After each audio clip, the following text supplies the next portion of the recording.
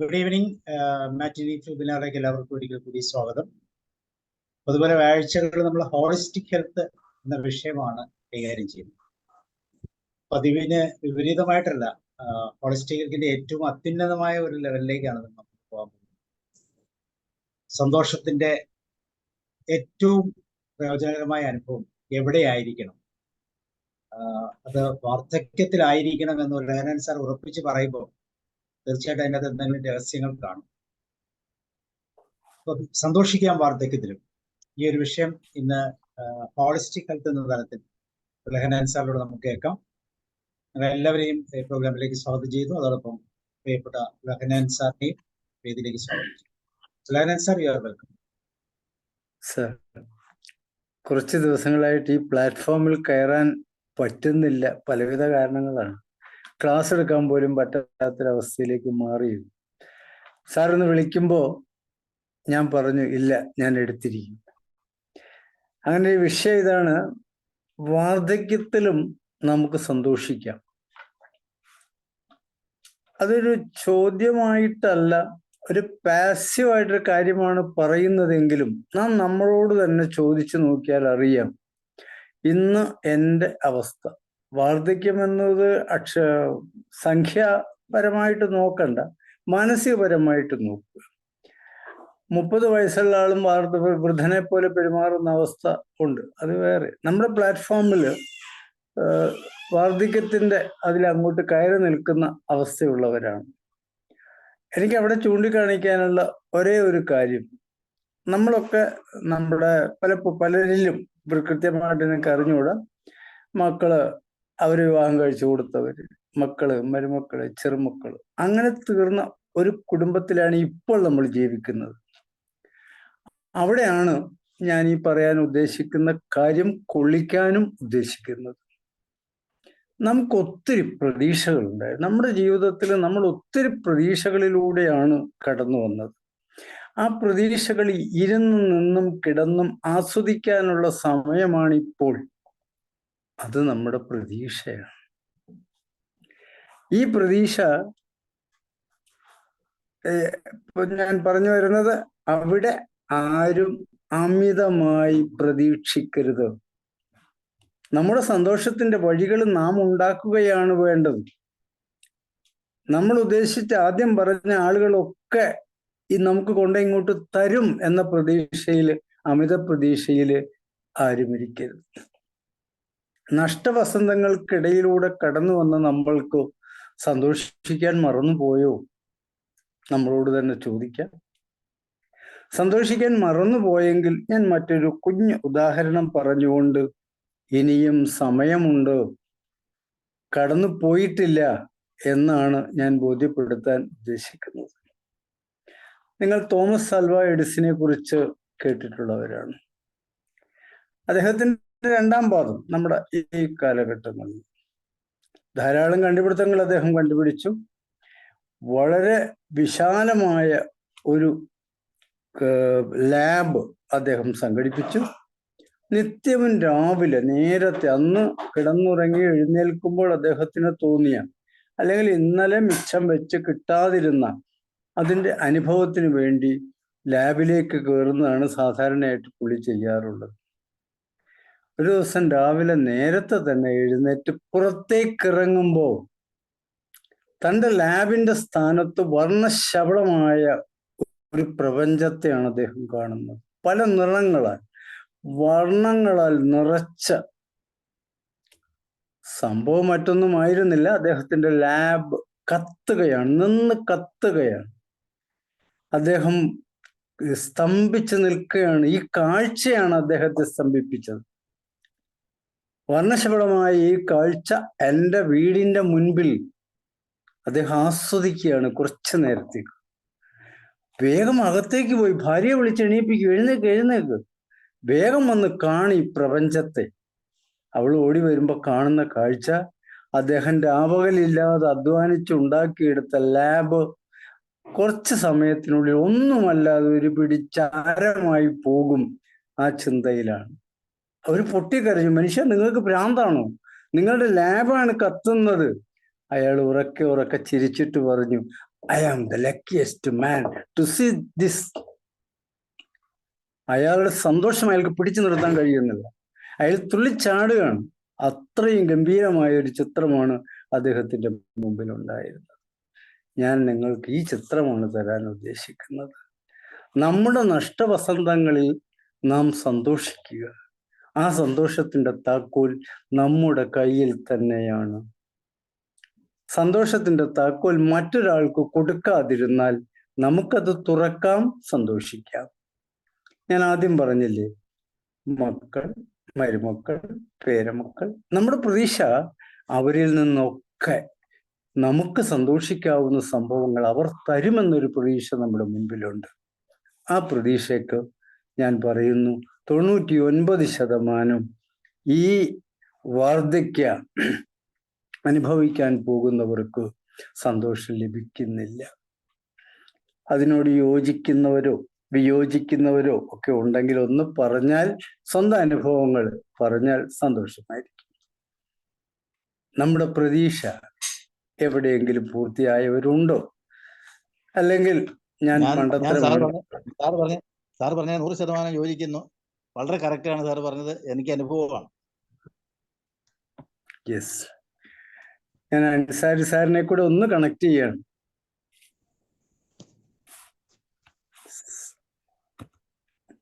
അൻസാരി സാറെ കേൾക്കാമോ? ആ കേക്കാം. എന്തോ സാറേ?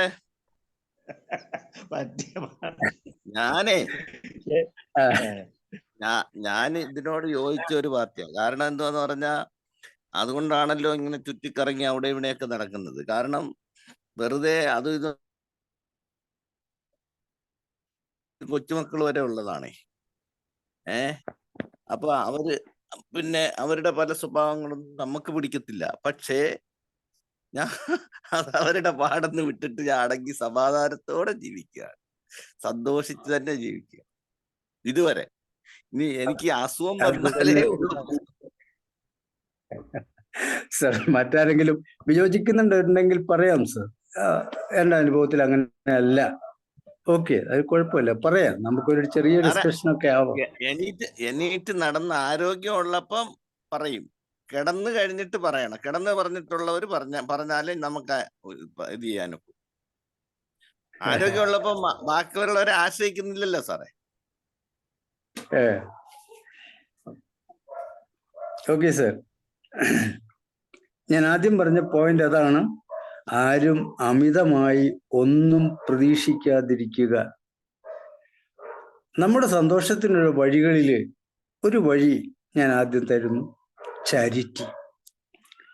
നാം ചാരിറ്റിയിലൂടെ മുന്നോട്ട് പോവുകയാണെങ്കിൽ നാം കൊടുക്കുന്ന ചാരിറ്റി കിട്ടുന്ന ആളിൽ ഉണ്ടാക്കുന്നത് സത്യസന്ധമായ ഒരു സന്തോഷം, ഒരു തൃപ്തിയാവും.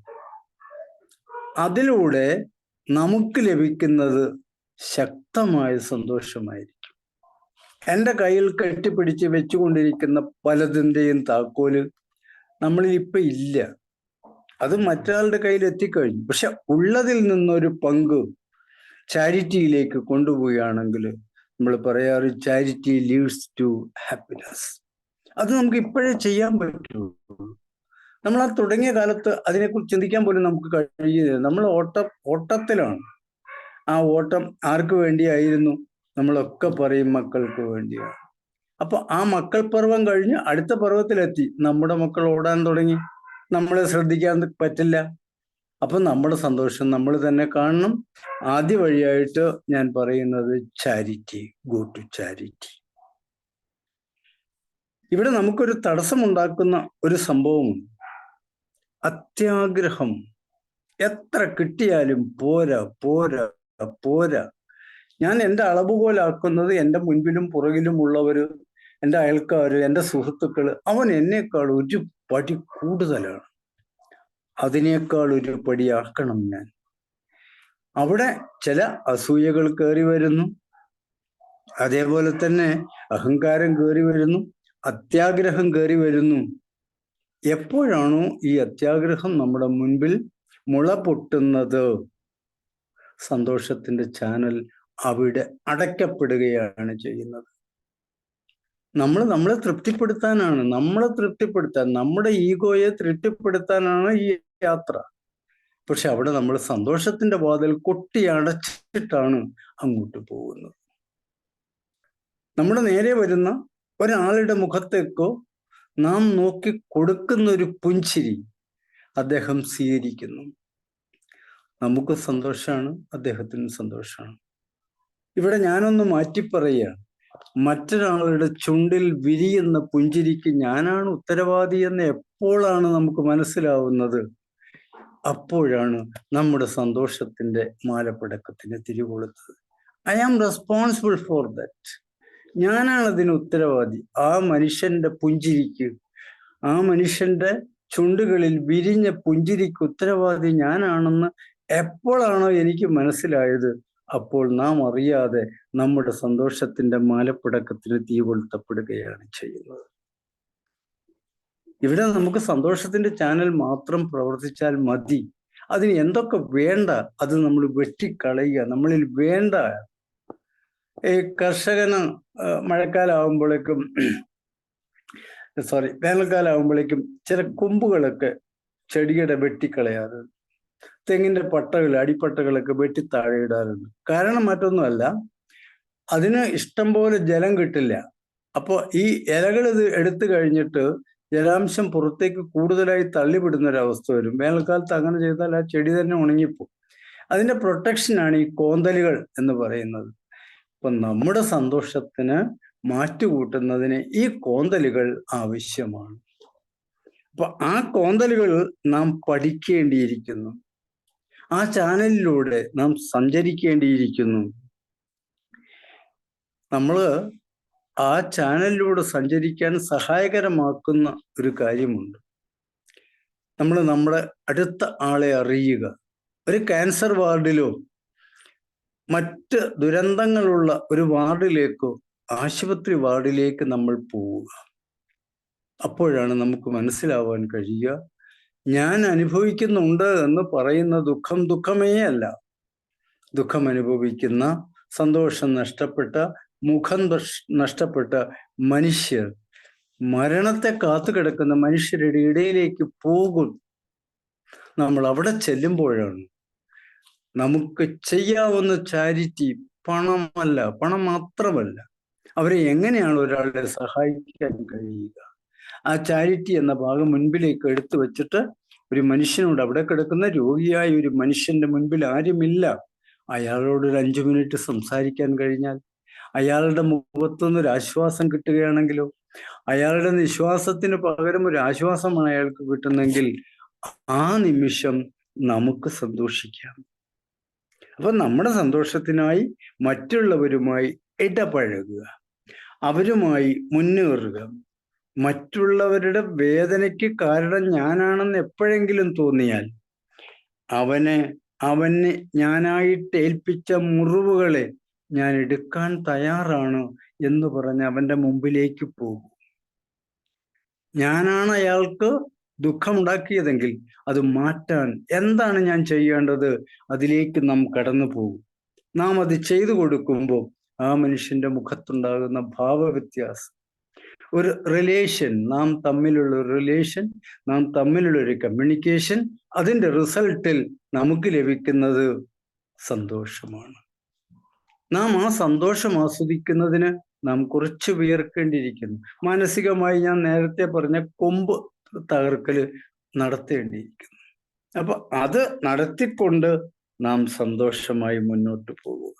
മറ്റൊരാളുടെ മുറിവുകൾ വെച്ച് കെട്ടുമ്പോൾ, മറ്റൊരാളുടെ മുറിവുകൾക്ക് അതൊന്ന് വെച്ച് കെട്ടുമ്പോൾ അവനിലുണ്ടാവുന്ന ആശ്വാസത്തിലൂടെ അവൻ നമുക്ക് തിരിച്ചു തരുന്നത് സന്തോഷമാണ്. ആ സന്തോഷം നമുക്ക് സ്വീകരിക്കാൻ കഴിയണം. ആ സന്തോഷം നമുക്ക് ആഗ്രഹിക്കാൻ കഴിയണം. നമുക്കത് അനുഭവിക്കാനും കഴിയും. അവിടെ ഒരു എംപതറ്റിക് അപ്രോച്ച് നമുക്ക് അത്യാവശ്യമാണ്. ആ എംപതറ്റിക് അപ്രോച്ച് കൊടുക്കാനുള്ള മനസ്ഥിതി, ആ ഒരു ചാനൽ നാം നന്നായിട്ട് തുറന്നു വെച്ചാൽ നമുക്ക് സന്തോഷത്തിന്റെ ചാനൽ തുറന്നു കിട്ടും. അതിനനുസരിച്ച് നമുക്ക് പ്രവർത്തിക്കാനും കഴിയും. നമുക്ക് സന്തോഷിക്കാം. വേറെ മാർഗങ്ങളൊന്നുമില്ല. നമുക്ക് സന്തോഷത്തിന് വഴികൾ കണ്ടെത്തുന്നത് നമ്മളാണ്.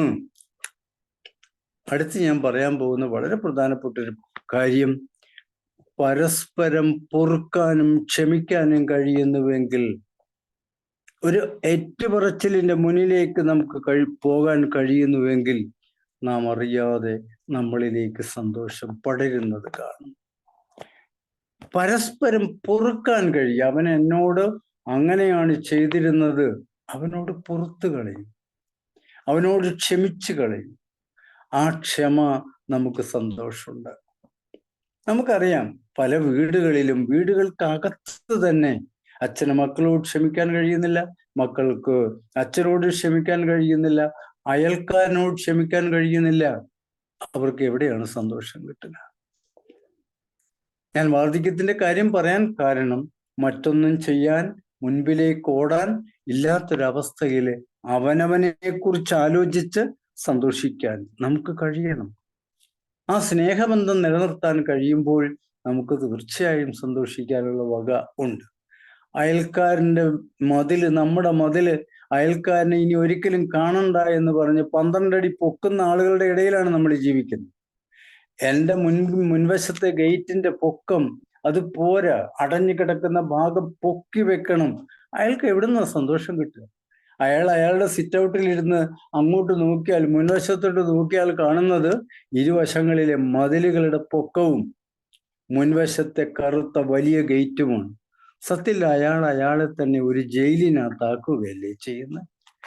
അയാൾ വീട്ടിലാണ് താമസിക്കുന്നതെങ്കിലും അയാൾക്കുണ്ടാകുന്ന അനുഭവം ഒരു ജയിലിൽ കിടക്കുന്ന പോലെയാണ്. ഇങ്ങനെ കെട്ടിയിട്ടിരിക്കുന്ന മതിലും അടച്ചിട്ടിരിക്കുന്ന ഗേറ്റും കടന്ന് ആരാണ് നിങ്ങളോട് സംവദിക്കാൻ വരിക? എവിടെ നിന്നാണ് നിങ്ങൾക്ക് സന്തോഷം നേടാൻ കിട്ടുക? നോക്കൂ, നമ്മൾ ഈ ഭൂമിയിൽ ഒരല്പകാലം ചെറിയ ഇടത്തിൽ താമസിക്കാൻ അനുവദിക്കപ്പെട്ടവരാണ്. നമ്മൾ വന്നു കഴിയുന്ന ആ നിമിഷം തന്നെ നമ്മുടെ കയ്യിൽ തിരിച്ചു പോകാൻ ഒരു ടിക്കറ്റ് കൂടെ തന്നിട്ടുണ്ട്.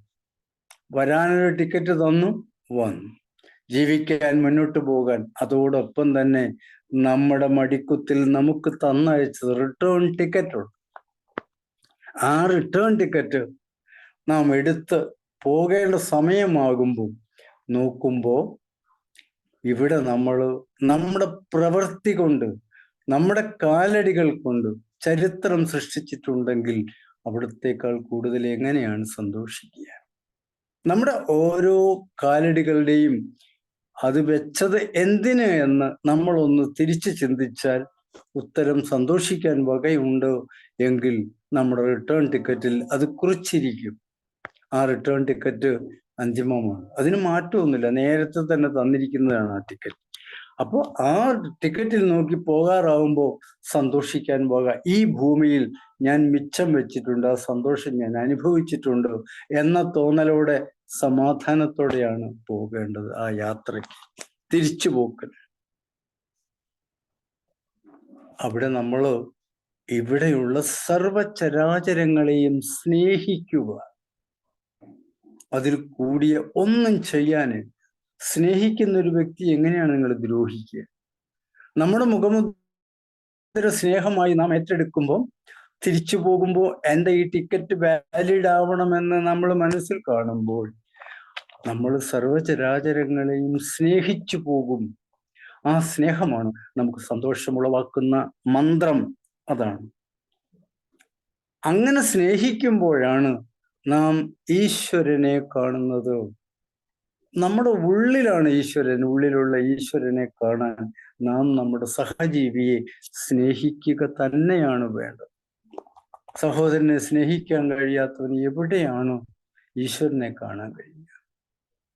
ഞങ്ങളുടെയൊക്കെ പള്ളിയിൽ അച്ഛന്മാർ പ്രസംഗിക്കുമ്പോൾ പറയാറുണ്ട്, ബൈബിളുമായി കണക്ട് ചെയ്യുമ്പോൾ പറയാറുണ്ട്, നീ നിന്റെ സഹോദരനോട് പുറത്തില്ലെങ്കിൽ നീ കൊണ്ടുവന്ന നേർച്ച കാഴ്ച വസ്തുക്കൾ തിരിച്ചു കൊണ്ടുപോകും. സഹോദരനോട് ആദ്യം സ്നേഹം പ്രകടിപ്പിച്ച് അവനോട് മാപ്പ് പറയണമെങ്കിൽ മാപ്പ് പറഞ്ഞതിന് ശേഷം മാത്രം ദൈവത്തിനുള്ള പങ്കുമായി ചർച്ചിലേക്ക് വരിക. അല്ലെങ്കിൽ വരുന്നത് നിഷ്ഫലമാണ്, അതാരും സ്വീകരിക്കുന്നില്ല. അങ്ങനെ ആ സഹോദരനോട് പുറത്തു വരുമ്പോൾ നമ്മുടെ ഉള്ളിനുള്ളിൽ ഈശ്വരനെ കാണാൻ കഴിയും. ഈശ്വരൻ നമുക്ക് സ്നേഹമാണ്. ആ സ്നേഹം നമുക്ക് സന്തോഷം നൽകുന്നു.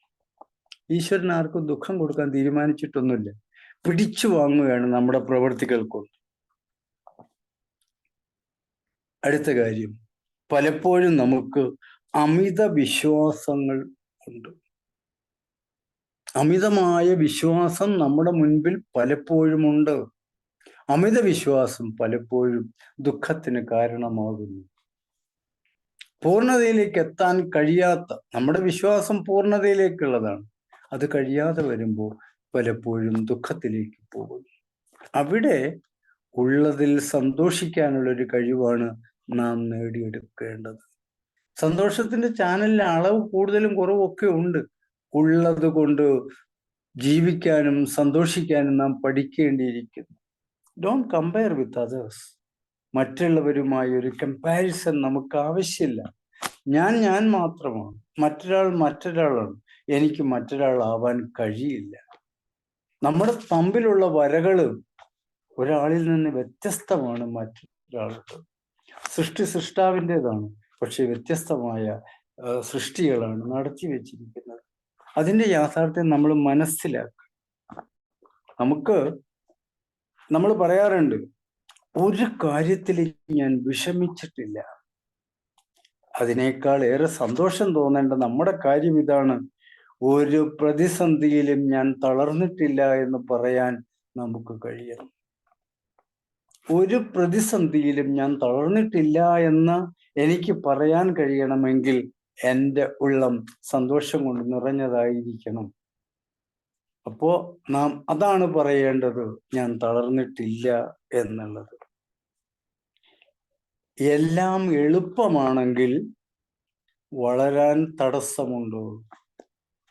എല്ലാം എളുപ്പമാണെങ്കിൽ ആ വളർച്ചയിൽ പുഴുക്കുത്തുകൾ കാണും. നമ്മുടെ ഇന്ത്യൻ അത്ലറ്റിക് താരമായ PT ഉഷയ്ക്ക് ഏറ്റവും ഇഷ്ടപ്പെട്ട ഓട്ടം 100 മീറ്റർ ഓട്ടം, ഹഡിൽസ്.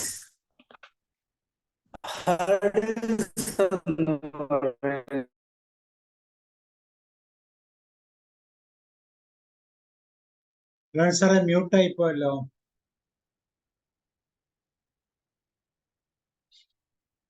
തടസ്സങ്ങൾ സൃഷ്ടിച്ചിട്ടുണ്ട്. ഉഷയുടെ കണ്ണുകൾ എപ്പോഴും 100 മീറ്റർ ആ തടസ്സങ്ങൾ കടന്നു പോകുമ്പോൾ മുൻപിലുള്ള ലക്ഷ്യം മനസ്സിലുണ്ട്, അത് നേടാനുള്ള സന്തോഷം മനസ്സിൽ സൂക്ഷിക്കുന്നു. എന്നാൽ ഉഷ ആ ഹഡിൽസിൽ ചാഞ്ഞ് ചാടിപ്പോകുന്ന ഒരവസ്ഥയുണ്ട്. ചാഞ്ഞ് ചാടിപ്പോകുന്നത്. സൂക്ഷ്മതയോടെ ചാടുമ്പോൾ ആ ഹഡിൽസ് നിങ്ങളെ തട്ടി വീഴ്ത്തില്ല. സൂക്ഷ്മതയില്ലാതെ ലക്ഷ്യം മാത്രമാണ് ലക്ഷ്യമെങ്കിൽ അവിടെ എത്താൻ ബുദ്ധിമുട്ടാണ്. അതാണ് ഹഡിൽസ് നമ്മളെ പഠിപ്പിക്കുന്നത്. ഈ സന്തോഷത്തിന് ഇങ്ങനെ ഒരു ഹഡിൽ നമ്മുടെ മുന്നിലുണ്ട്. അപ്പോൾ വളരെ സൂക്ഷ്മമായ ഒരു ജീവിതം സന്തോഷത്തിൽ എത്തിക്കാൻ യാതൊരു പ്രതിസന്ധികളും വിഷമങ്ങളും നമുക്കുണ്ടാവുകയില്ല. പക്ഷേ സൂക്ഷ്മമായ ചിന്തയോടുകൂടി സന്തോഷത്തോടു കൂടി നമ്മൾ നമ്മുടെ പ്രവൃത്തികളിലേക്ക് കയറിപ്പോവുക. നോക്കൂ, ആരും മികച്ചവനായി ജനിക്കുന്നില്ല. ഞാനും നിങ്ങളും മികച്ചവനായിട്ടല്ല ജനിച്ചത്. എൻ്റെയും നിങ്ങളുടെയും പ്രവർത്തനം, സൂക്ഷ്മമായ പ്രവർത്തനമാണ് എന്നെയും നിങ്ങളെയും മികച്ചവനാക്കി മാറ്റുന്നത്. അപ്പൊ സൂക്ഷ്മമായ പ്രവർത്തനം ഉണ്ട് എങ്കിൽ മികച്ചവനായി മാറുമ്പോൾ നാം അറിയാത്ത സന്തോഷം നമ്മളിലേക്ക് വരും. മികച്ചവനാകേണ്ട ജോലി നമ്മുടേതാണ്. സന്തോഷം സ്വീകരിക്കാനും അനുഭവിക്കാനുള്ള യോഗവും നമ്മുടെ തന്നെയാണ് എന്ന് മനസ്സിലാക്കുക. നമ്മുടെ ചിന്തകളും നമ്മുടെ പ്രവൃത്തികളും ഒരേ രീതിയിൽ പോകണം. നമ്മുടെ ചിന്തകൾ കൊണ്ട് മറ്റൊരാൾക്ക് മോശമാവുന്ന അവസ്ഥ ഉണ്ടാവാതിരിക്കുക, നമ്മുടെ പ്രവൃത്തികൾ കൊണ്ട് വേറൊരാളെ ദുഃഖിപ്പിക്കാതിരിക്കുക. അറിയാതെ സന്തോഷം നമ്മളിലേക്ക് എത്തും എന്നുള്ളതാണ് അതിൻ്റെ പ്രധാനപ്പെട്ട കാര്യം. നമുക്ക് മെച്ചപ്പെട്ട കാര്യങ്ങൾ ചെയ്യാം, മെച്ചപ്പെട്ട സന്തോഷം നമുക്ക് സ്വീകരിക്കാം. നമ്മുടെ മനസ്സിൻ്റെ സമാധാനം നഷ്ടപ്പെടുത്തുന്ന ഇന്നലകളുടെ നഷ്ടത്തെ ഓർത്ത് സമയം കളയാതിരിക്കുക. വൃദ്ധരെക്കുറിച്ച് അല്ലെങ്കിൽ വൃദ്ധമായ മനസ്സിലുള്ളവരോട് പറയാനുള്ളത് അതാണ്. ഇന്നലകളുടെ വേദനകളും സങ്കടങ്ങളും പോയ സമയം ഒക്കെ പോട്ടെ. യെസ്റ്റർഡേ എന്ന് പറയുന്നത് പാസ്റ്റ്. Past is past. നമുക്ക് തിരിച്ചു വരില്ല. പക്ഷേ ലീവ് ഇൻ ദ പ്രസന്റ്. ഈ നിമിഷം ഞാൻ സന്തോഷത്തോടെ ജീവിക്കുക. ഇന്നലെ എനിക്ക് സന്തോഷത്തോടെ ജീവിക്കാമായിരുന്നു. ചില കാരണങ്ങളാൽ ഞാൻ ജീവിച്ചില്ല. പോട്ടെ. Let it go. Let it go. ആ ചിന്ത എപ്പോ നിങ്ങളുടെ മനസ്സിൽ വരുന്നു, നിങ്ങൾ സന്തോഷത്തിലേക്ക് കയറി വരും. പോയതൊക്കെ പോട്ടെ. ഇതാ എൻ്റെ മുൻപിൽ നിൽക്കുന്നു. ബാക്കി സമയം അത് ഞാൻ എൻജോയ് ചെയ്യാൻ, സന്തോഷിക്കാൻ. Enjoy the present moment. Past is past. Let it go. ഈ വാക്കുകളൊക്കെ ഒന്ന് കൂട്ടിച്ചേർത്താൽ സന്തോഷത്തിന് വേറെ വഴികളൊന്നും ആവശ്യമില്ല. അതിലൊന്നും തന്നെ നമ്മൾ പുറത്തേക്ക് കളയാതിരിക്കുക. നമ്മുടെ സൗഹൃദങ്ങളെ നമ്മൾ നേരത്തെ പറഞ്ഞ വാതിലുകളും ഗേറ്റൊക്കെ ഒന്ന് തുറന്നിടുക. ശുദ്ധവായു വരട്ടെ. നമ്മൾ കമ്മ്യൂണിക്കേറ്റ് ചെയ്യുക, മറ്റുള്ളവരുമായി ഇടപഴകുക. അപ്പോൾ ഞാൻ ആദ്യം തന്നെ പറഞ്ഞു, ഒരിക്കലും നമ്മുടെ സന്തോഷത്തിൻ്റെ താക്കോൽ മറ്റൊരാളുടെ കയ്യിൽ കൊടുത്ത് അയാൾ തുറന്ന് നമുക്കത് തരുമെന്ന് ഒരിക്കലും പ്രതീക്ഷിക്കരുത്. നമ്മുടെ കയ്യിൽ കിട്ടിയ ഒരു സാധനത്തിൻ്റെ ഒരു അംശം അടുത്തവന് കൂടി കൊടുക്കുമ്പോൾ അദ്ദേഹത്തിൻ്റെ ടേസ്റ്റ് നമ്മുടെ സന്തോഷത്തെ മാറ്റുകൂട്ടും എന്നുള്ളതിൽ ഒരു സംശയമില്ല. അസംതൃപ്തിയും വെറുപ്പും മറ്റ് രണ്ട് പ്രധാനപ്പെട്ട കാര്യങ്ങൾ. എന്ത് കിട്ടിയാലും തൃപ്തമല്ല നിങ്ങൾ. അതിൻ്റെ പേരിലുള്ള വെറുപ്പ് രണ്ടും നമ്മുടെ ജീവിതത്തിൽ പാഴായിപ്പോയ വസന്തങ്ങൾക്ക് തുല്യമാണ് അതെന്ന് പറയാതിരിക്കാൻ പറ്റില്ല. നമ്മുടെ ജീവിതം തിരിച്ചടികളും അപമാനവും പരാജയങ്ങളും രോഗങ്ങളും ഒക്കെ ഉള്ളൊരു കാലഘട്ടം ഉണ്ട് എങ്കിൽ പോലും അതിനെ കണക്കാക്കേണ്ട കാര്യമില്ല. ഇനിയും എനിക്ക് ജീവൻ തന്നിട്ടുണ്ട്. എൻ്റെ റിട്ടേൺ ടിക്കറ്റ് എൻ്റെ കയ്യിൽ തന്നെ ഉണ്ട്, ആരും കൊണ്ടുപോയിട്ടില്ല. ഉള്ള സമയം സന്തോഷം കണ്ടെത്താനുള്ള വഴികൾ നാം പുതിയതായി തന്നെ നമ്മുടെ മുന്നിൽ തന്നെ നമുക്ക് കാണാം. ഇവിടെ നമ്മുടെ ജീവിതത്തിന് ഈ സന്തോഷം ആരെങ്കിലുമൊക്കെ തരും എന്ന് പറയുന്നതോടൊപ്പം ആർക്കെങ്കിലുമൊക്കെ കൊടുക്കണം. ഒരു കുഞ്ഞു കഥയിലൂടെ ആ ഒരു ചിത്രവും കൂടി നിങ്ങളുടെ മുമ്പിൽ ഞാൻ വയ്ക്കുകയാണ്. ഒരു ചെറിയ യാത്ര നമുക്ക് പോയാലോ? മുന്നോട്ട് പോകാം. ഒരു ചെറിയ യാത്രയിലാണ് ഞാനും എൻ്റെ കുടുംബവുമാണ് കഥാപാത്രങ്ങൾ. ഞങ്ങൾ എൻ്റെ ശ്രീമതിയുടെ അനുജത്തിയുടെ വീട്ടിലേക്കാണ് പോകുന്നത്. ആ പോക്കിൽ ഹോട്ടൽ കുറച്ച് ദൂരം പോയി കഴിഞ്ഞ് ഒരു കപ്പ് ചായ കുടിക്കാം, ഒന്ന് യൂറിൻ പാസ് ചെയ്യാം. ഒരു ഹോട്ടലിൻ്റെ മുമ്പിലേക്ക് കൊണ്ട് പതുക്കെ വണ്ടി നിർത്തി അവരെ അകത്തേക്ക് കയറ്റി വിട്ടിട്ട് ഞാൻ അതിലേക്ക് പോവുകയാണ്. അപ്പോൾ അവിടെ ഒരു പയ്യൻ അവൻ്റെ പാത്രം കഴുകുന്ന ജോലി കഴിഞ്ഞ് അവനങ്ങനെ ഒരു വല്ലാത്തൊരവസ്ഥയിൽ നിൽക്കുക. അപ്പോൾ ആ കാഴ്ച കണ്ട് ഞാൻ അവനോട് ചോദിച്ചു, എന്താണ് സംഭവിച്ചത്? എന്താണ് ഇങ്ങനെ വിഷമിച്ച് നിൽക്കുന്നത്?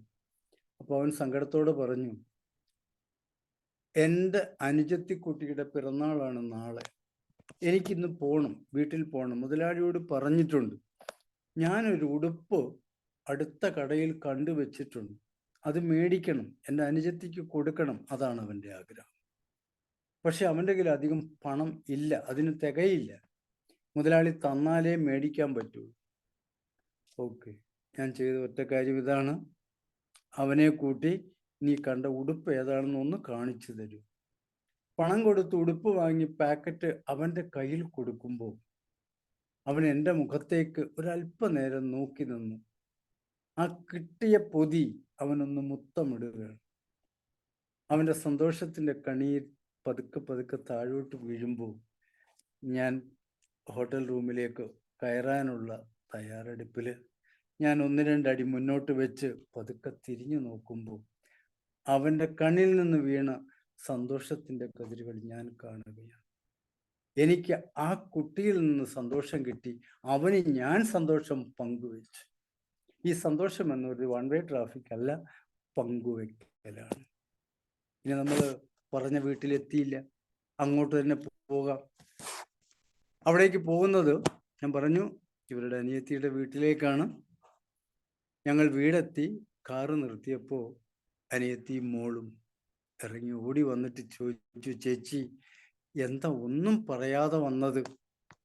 ആ പറച്ചിലോടുകൂടി അവരകത്തേക്ക് കയറിപ്പോയി. ഞാൻ എൻ്റെ കാറിൽ ഹോട്ടലിൽ നിന്ന് വാങ്ങിയ ഉച്ചയ്ക്കുള്ള ഭക്ഷണം, നല്ലൊരു ഭക്ഷണം വാങ്ങി ഞങ്ങൾ സൂക്ഷിച്ചിരുന്നു 4 പേർക്ക് വേണ്ടി. അതൊക്കെ എടുത്ത് അൺലോഡ് ചെയ്ത് വരുമ്പോൾ അവർ രണ്ടുപേരും അകത്തുനിന്ന് പുറത്തേക്ക് വന്നു. അപ്പം ഞാൻ പറഞ്ഞു, മോളെ നമുക്ക് ആഹാരം കഴിക്കണം, പാത്രങ്ങളൊക്കെ എടുത്തു വയ്ക്കൂ. ഡൈനിങ് ടേബിളിൽ കയറിയിരുന്നു. എൻ്റെ കൂടെ വന്ന മോള്, ചെറിയ മോള്, അവളെ കാണുന്നില്ല. നോക്കുമ്പോൾ ആ വീട്ടിലെ ചെറിയ മോൾക്കും ഒരു പൊതി വാങ്ങിയിരുന്നു, ഒരു സമ്മാനപ്പൊതി വാങ്ങിയിരുന്നു. അത് ആ ചെറിയ മോള് അവൾക്ക് കൊടുത്തിട്ട് അവരവിടെയുള്ള ഒരു ചെറിയ മരത്തിന് ചുറ്റും ഓടിക്കളിക്കുകയാണ്. അവരെ വിളിച്ചു. ആഹാരം കഴിഞ്ഞ സമയത്ത് എൻ്റെ ശ്രീമതി ഞങ്ങൾ വാങ്ങിയിരുന്ന ഒരു സമ്മാനം, ഞങ്ങൾ പോയത് അവരുടെ അനിയത്തിയുടെ പിറന്നാൾ ദിവസമാണ്. അവർക്കൊരു സാരി ഉണ്ടായിരുന്നു. ആ സാരി അവർക്ക് സമ്മാനമായി കൊടുക്കുക. ഒരു ലേശം കഴിഞ്ഞപ്പോൾ അനുജത്തി ചുമരിലേക്ക് നോക്കി കണ്ണീർ പൊഴിക്കുന്ന കണ്ടു. അവിടെ അനിയത്തിയുടെ ഭർത്താവിൻ്റെ, മരിച്ചതിന് ശേഷമുള്ള ഭർത്താവിൻ്റെ ഫോട്ടോയാണ് വെച്ചിരുന്നത്. ആ നോട്ടത്തിലൂടെ അവൾ പറഞ്ഞു, ചേച്ചി എന്നാലും എൻ്റെ ബർത്ത്ഡേ ഓർത്തിരുന്നല്ലോ. അവൾ പറഞ്ഞത്, ചേച്ചിയുടെ ബർത്ത്ഡേക്ക് ഒരു ഗിഫ്റ്റ് വാങ്ങാൻ പോയ ഭർത്താവ് തിരിച്ചു വന്നത് ഒരു ആക്സിഡൻറ്റിന് ശേഷം ജഡമായിട്ടാണ്. ആ കാറിൽ ഉണ്ടായിരുന്ന പൊതി ഞാൻ നിനക്ക് വേണ്ടി 2 വർഷം സൂക്ഷിച്ചു വെച്ചു. ഈ കഴിഞ്ഞ 2 വർഷവും പിറന്നാൾ ആഘോഷിച്ചിട്ടില്ല. അവൾ അകത്തേക്ക് പോയി ഒരു പൊതി എടുത്ത് ചേച്ചിയുടെ കയ്യിൽ കൊടുത്തു. സഹോദരൻ, നിങ്ങളൊന്ന് ആലോചിച്ചു നോക്കൂ. ഇവിടെ പരസ്പരം പങ്കുവെച്ച ആത്മാർത്ഥമായ സ്നേഹത്തോടുകൂടി കിട്ടിയ പങ്കുവെക്കലിൻ്റെ ഫലമായിരുന്നു സന്തോഷം. പോയത് കരുതി കൂട്ടിയാണ്. അവർക്കറിയില്ല. അവർ ഈ കഥകളൊക്കെ മറന്നിരിക്കുന്നു. ബർത്ത്ഡേ എന്നുള്ളത് കുട്ടിക്കുള്ളത് കുട്ടിക്ക് കൊടുത്തു. അതിൻ്റെ അവസാനമാണ് ഈ കഥ അവർ പറയുന്നത്. അന്നാണ് ഇത് സംഭവിച്ചത് എന്ന്. ആ പൊതി തിരിച്ചു കൊടുക്കുമ്പോൾ എത്ര ആഴത്തിലുള്ള ഒരു മുറിവാണ് ഉണങ്ങിയത്. പരസ്പരം ബന്ധപ്പെട്ട ആഴത്തിലുള്ളൊരു മുറിവ് ഉണങ്ങുകയും സന്തോഷം കെട്ടിപ്പിടിക്കുകയും ചെയ്യുന്നൊരവസ്ഥയാണ്. സന്തോഷം കൊടുത്തു വാങ്ങാം. പണമല്ല സന്തോഷത്തിൻ്റെ മൂല്യം അളക്കുന്നത്, പെരുമാറ്റമാണ്. ആ സന്തോഷം നമ്മൾ അളന്ന് കൊടുക്കുകയല്ല ചെയ്യുന്നത്, അറിഞ്ഞു കൊടുക്കുകയാണ് ചെയ്യുന്നത്. അവരുടെ സന്തോഷത്തിന് വേണ്ടിയാണ് പോയത്. ആ സന്തോഷം സ്വീകരിച്ചത് 2 പേരും ഒന്നിച്ചാണ് എന്നുള്ള കാര്യവും കൂടി മനസ്സിലാക്കുക. 1-2 ചെറിയ കാര്യം കൂടെ പറഞ്ഞ് ഈ സന്തോഷത്തിൻ്റെ പങ്കുവെക്കൽ ഇന്നിവിടെ ഇരിക്കുന്ന എല്ലാവരുടെ കയ്യിലേക്കും നൽകുകയാണ്.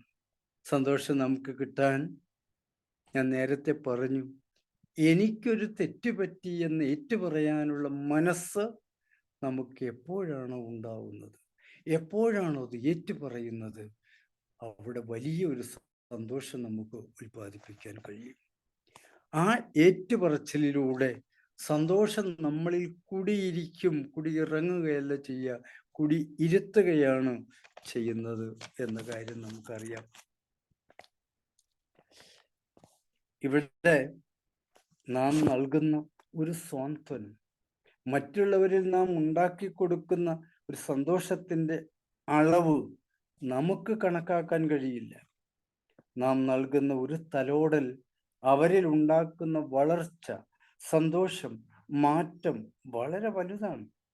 മറ്റുള്ളവരുടെ സന്തോഷത്തിൽ നാം ഏറെ സന്തോഷിക്കുന്നു.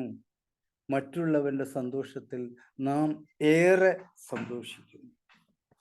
ഇനി നാം കൊടുക്കുന്ന ഒരു വാക്ക്, ഒരു മധുരതരമായ ഒരു വാക്ക് കിട്ടുന്ന ആൾക്കൊരു അമൃതാണോ എന്ന് ചിന്തിക്കുക. എൻ്റെ വാക്ക് അമൃതായി നിങ്ങൾക്ക് എടുക്കാൻ കഴിയുമ്പോൾ അവിടെ സന്തോഷം ഞാനാണ് സ്വീകരിക്കുന്നത്. അദ്ദേഹത്തിന് അത് അമൃതായപ്പോൾ എനിക്ക് സന്തോഷമായി മാറുന്നു. ഞാൻ പറഞ്ഞതൊരു വാക്കു മാത്രമേ ഉള്ളൂ, അദ്ദേഹം സ്വീകരിച്ചത് ഒരു അമൃതിൻ്റെ കൊട്ടയാണ് എന്ന് നമ്മൾ മനസ്സിലാക്കുക. നാം നൽകുന്ന ഒരു പുഞ്ചിരി, നാം അപരിചിതന് നൽകുന്ന ഒരു പുഞ്ചിരി അവൻ്റെ മനസ്സിൽ ഒരു സുഹൃത്തിൻ്റെ രൂപരേഖ ഉണ്ടാക്കിയെങ്കിൽ അവിടെയും നമുക്കുണ്ടാവുന്നത് അതിരുകളില്ലാത്ത സന്തോഷമാണ്.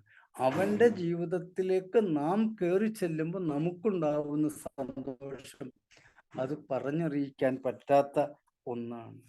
ഈ തിരിച്ചറിവ് നമ്മളിലുണ്ടാക്കുക. നമുക്കൊന്നും നഷ്ടപ്പെടാനില്ല. നാം ഈ ലോകത്തേക്ക് വരുമ്പോൾ 2 കൈകളും തുറന്ന് പിടിച്ചാണ്. അങ്ങോട്ട് പോകുമ്പോഴും അങ്ങനെ തന്നെയാണ് പോകുന്നത്. ഒന്നും കൊണ്ടുപോകുന്നില്ല. സന്തോഷം അനുഭവിക്കേണ്ടവർ നമ്മളാണ്. അതിനനുസരിച്ചുള്ള പ്രവൃത്തികൾ നമ്മളിൽ നിറയ്ക്കട്ടെ. ഈശ്വരൻ്റെ മുൻപിൽ ആ സന്തോഷം നമുക്ക് പങ്കുവെക്കാം. ഈശ്വരന് നമുക്ക് നന്ദി പറയാം. മറ്റുള്ളവർക്ക് നന്മ ചെയ്തുകൊണ്ട് ഈശ്വരന് നന്ദി പറയാം. ഞാൻ അവസാനിപ്പിക്കുകയാണ്. എന്നെ കേട്ട എല്ലാവരോടും നന്ദി പറഞ്ഞുകൊണ്ട് ഈ സെഷൻ ഞാൻ അവസാനിപ്പിക്കുന്നു. ഒത്തിരി നന്ദി സർ. Thank you sir. സന്തോഷം സർ, സന്തോഷം എങ്ങനെ കണ്ടെത്താം എന്നുള്ള ചില മാർഗനിർദ്ദേശങ്ങൾ ഇങ്ങനെ എഴുതാൻ വേണമെങ്കിൽ സ്വർണ്ണ ലിപിയിൽ കുറിക്കാൻ പറ്റുന്ന രീതിയിലുള്ള ചില സൂത്രവാക്യങ്ങൾ സാർ പറഞ്ഞു. അതിൽ സൂത്രവാക്യങ്ങളെല്ലാം വളരെ ഗംഭീരമായിട്ട് എനിക്ക് തോന്നുന്നു. അമിതമായി പ്രതീക്ഷിക്കാതിരിക്കുക. സാർ പറഞ്ഞ വാർദ്ധക്യകാലവുമായി ബന്ധപ്പെട്ട് നമ്മൾ ചിന്തിക്കുമ്പോൾ ഒരുപക്ഷെ ഏറ്റവും കൂടുതൽ പ്രതീക്ഷിക്കുന്ന കാലഘട്ടം അതാണ്. പ്രതീക്ഷകൾ സത്യത്തിൽ തുടങ്ങുന്ന കാലഘട്ടമാണ്. കാരണം അതുവരെ അധ്വാനവും സബലീകരണവും ഒക്കെ ആയി നിന്നെങ്കിലും ശരിക്കും പ്രതീക്ഷിക്കാൻ തുടങ്ങുന്ന കാലം. പക്ഷെ മുന്നോട്ട് എങ്ങനെയാണെന്ന് അറിയില്ലെങ്കിൽ പോലും പ്രതീക്ഷിക്കാനുള്ള സാഹചര്യം. അപ്പൊ അമിതമായി പ്രതീക്ഷിക്കരുത് എന്നുള്ളത് തന്നെയാണ്. അതിനൊരു ലിമിറ്റും അല്ലെ, അതിനൊരു എന്താ പറയുന്നത്, ഒരു പരിധിയൊക്കെ വയ്ക്കണം. എല്ലാം കിട്ടണമെന്ന് ആശിക്കുന്ന ഒരു അവസ്ഥയിൽ വരും. രണ്ടാമത് സാർ പറഞ്ഞത് സന്തോഷത്തിന്റെ താക്കോൽ നമ്മുടെ കയ്യിലുണ്ട്, നമ്മുടെ കയ്യിൽ തന്നെ ഉണ്ടത്. ആ താക്കോല് കൃത്യമായി ഉപയോഗിച്ച് കൂട്ട് തുറക്കാനുള്ള ആ ഒരു സാഹചര്യം അതറിയണം. അതെന്താണ്. പിന്നെ സാർ പറഞ്ഞത് സന്തോഷത്തിന്റെ വഴികൾ നമ്മൾ കണ്ടെത്താറുണ്ടോ, അതെങ്ങനെ നമുക്ക് കണ്ടെത്താം. പിന്നെ സാർ ചാരിറ്റി നല്ലൊരു ഉദാഹരണമായിട്ടാണ് പറഞ്ഞത്. അൺകണ്ടീഷണൽ ആയിട്ടുള്ള സപ്പോർട്ടുകൾ, ഒന്നും തിരിച്ചു പ്രതീക്ഷിക്കാത്ത രീതിയിലുള്ള സഹായങ്ങൾ തീർച്ചയായിട്ടും സന്തോഷത്തിന്റെ വഴികൾ കണ്ടെത്താൻ നമ്മളെ സഹായിക്കും. കാരണം നമ്മൾ ഓരോ ദിവസവും പുറകോട്ട് തിരിഞ്ഞു നോക്കുമ്പോൾ എനിക്ക് ചെയ്യാൻ കഴിഞ്ഞു എന്ന പൂർണ്ണ വിശ്വാസത്തോടെ മുന്നോട്ട് പോകാനുള്ള ഒരു ശക്തി, അത് അൺകണ്ടീഷണൽ ആയിരിക്കണം എന്നുള്ളത് പ്രതി, ഇല്ലെങ്കിൽ പ്രയോജനമില്ല. അൺകണ്ടീഷണൽ അല്ലെങ്കിൽ അതിന്റെ അലകളിൽപ്പെട്ട് നമ്മൾ അകന്നകന്നു പോകാനുള്ള സാധ്യതയാണ്. മറ്റൊരു കാര്യം സാർ പറഞ്ഞത്, നമ്മുടെ ഉത്തരവാദിത്വം ശരിക്കും എന്താണ്? അത് മറ്റൊരാളുടെ മുഖത്ത് ചിരി കൊടുക്കുന്നതാണോ അതോ സങ്കടം ഉണ്ടാക്കുന്നതാണോ നമ്മുടെ ഉത്തരവാദിത്വം? ആ ഉത്തരവാദിത്വത്തെ കൃത്യമായിട്ടൊന്ന് തിരിച്ചറിയാനുള്ള ഒരു മാർഗം. പിന്നെ സന്തോഷം കണ്ടെത്താൻ ചില സൂത്രവാക്യങ്ങൾ പറഞ്ഞു സാർ. അത് മറ്റൊരു ഒരു പ്രത്യേകം മാർഗം പറഞ്ഞു. ഈ മുന്തിരിയുടെയൊക്കെ തണ്ടുകൾ മുറിക്കുന്നത് പോലെ ചെടിക്ക് കോന്നലുകൾ ഉണ്ടാക്കും. അപ്പൊ അത് വളരെ പ്രാധാന്യം. അതൊന്ന് കൃത്യമായി ആ രീതിയിൽ നമ്മളെ ഒന്ന് മുറിച്ച് ബലപ്പെടുത്തുന്നത് എപ്പോഴും നല്ലതാണ്. മുഴുവൻ തളർത്ത് നിന്നാൽ സന്തോഷത്തിന്റെ ആ സാധ്യതകൾ ഇല്ലാതായി പോകുമായിരിക്കും. സ്വല്പം കയറ്റവും ഇറക്കവും ഒക്കെ ഉണ്ടെങ്കിൽ ഒരുപക്ഷെ. സാർ പറഞ്ഞത് പരസ്പരം പൊറുക്കുകയും ക്ഷമിക്കുകയും ചെയ്യാനുള്ള ഒരു കഴിവ്, ഏറ്റുപറച്ചിലുള്ള സാധ്യതകൾ തീർച്ചയായിട്ടും നമ്മൾ മുന്നോട്ട് ഇറങ്ങി ഉണ്ടാക്കണം, സാധ്യതകൾ ഉണ്ടാക്കണം. പിന്നെ പറഞ്ഞൊരു കാര്യം ഒത്തിരി ചിന്തിക്കാനുള്ള ഒരു വിഷയമാണ്. സത്യത്തിൽ അത് ഒരു ക്ലാസ് ആയിട്ട് തന്നെ എടുക്കാനുണ്ട്. സ്വയം ജയിലിലാക്കുന്ന സാധ്യത, നമ്മളെ തന്നെ ജയിലിലാക്കിയിടുന്ന സാധ്യത, നമ്മൾ പോലും അറിയാതെ നമ്മളൊരു കൂട്ടിലാക്കി അടയ്ക്കാൻ പറ്റുന്ന ഒത്തിരി സ്വഭാവ വിശേഷങ്ങൾ നമുക്ക്. ഇതൊക്കെ നമ്മുടെ സന്തോഷത്തെ എത്രമാത്രം ബാധിക്കും. കാരണം നമ്മൾ ഈ ട്രാൻസാക്ഷൻ അനാലിസിലൊക്കെ റാക്കറ്റ് ഫീലിംഗ് എന്ന് പറയുന്ന ഒരു ഫീലിംഗിലേക്ക് പോകും. അതില്ലെങ്കിൽ ജീവിക്കാൻ പറ്റത്തില്ല. പിന്നെ എങ്ങനെയൊന്നും ഉണ്ടാകാതിരിക്കും. അതിനുവേണ്ടി എന്തൊക്കെ ഉണ്ടാക്കാം ആ പ്രശ്നങ്ങളെല്ലാം ഉണ്ടാക്കി അവസാനം റാക്കറ്റ് ഫീലിംഗിലെത്തി നമ്മള് നെഗറ്റീവായിട്ടാണെങ്കിൽ പോലും സന്തോഷം കണ്ടെത്തുന്ന ഒരു രീതി. അപ്പൊ നമ്മളെ ജയിലില് നമ്മളെ കൂട്ടിലടയ്ക്കാനുള്ള എല്ലാ സൂത്രങ്ങളും നമ്മുടെ കയ്യിലുണ്ട് എന്നുള്ളത് തന്നെയാണ്. പിന്നെ സാറ് പറഞ്ഞത് നമ്മുടെ മനുഷ്യന്റെ അല്ലെങ്കിൽ ജീവിതത്തിന്റെ ഒരു പ്രത്യേകതയാണ്.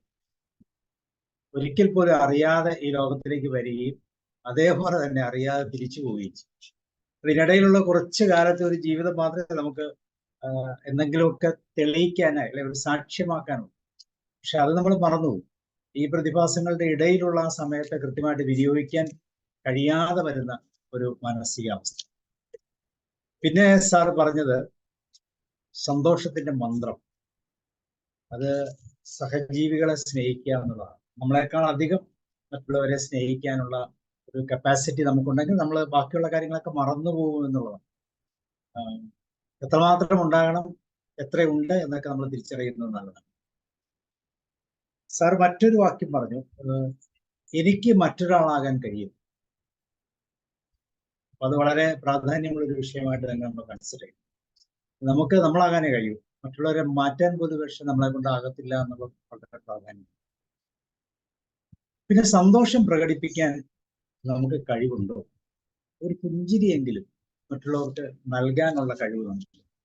അങ്ങനെ ഒത്തിരി വിലയേറിയ വാക്കുകളാണ് സാർ പറഞ്ഞത്. എല്ലാ ജീവിതാനുഭവങ്ങളിലൂടെ സാർ പറഞ്ഞു. ചില ഉദാഹരണങ്ങളും ചില സംഭവങ്ങളും ഒക്കെ വളരെ കൃത്യമായിട്ട് സാർ ചിത്രീകരിച്ചു. തീർച്ചയായിട്ടും വളരെ സന്തോഷം sir. Thank you very much. നമുക്ക് ഷെയർ ചെയ്യാം. ഹൻസായ് സാർ ഉണ്ടോ? അല്ലെങ്കിൽ റോയ് സാർ തുടങ്ങും? ഉണ്ട് സാറ്. സാർ തുടങ്ങിക്കൂ. എന്തോ പറയാനോ? സാറ് എന്തെങ്കിലും കമന്റ്സ് ഉണ്ടെങ്കിൽ പറഞ്ഞു. അല്ല, പിന്നെ ഓരോരുത്തരും അതാത് പ്രായത്തിനനുസരിച്ച് ക്ലാസ്സുകൾ പറയാനാവുമ്പോ എക്സ്പീരിയൻസ് ഉണ്ട്. അതാണ് അതിലത്തെ രസം. കാരണം എന്തുവെന്ന് പറഞ്ഞാല് നമ്മള് ഇപ്പൊ ഞങ്ങൾ രണ്ടും കൂടെ ഒരു സമ്മാനത്തിന് പിടികൂടിയതാ. ഏറ്റവും പ്രായം കൂടിയ ഒരു വന്ന് വാങ്ങിക്കെന്ന് പറഞ്ഞോണ്ടേ പിന്നെ ഞങ്ങൾ രണ്ടും കൂടെ ഗുസ്തി പിടിച്ചു പോയി. പിന്നെ രണ്ടുപേർക്കും അവർ തന്നു.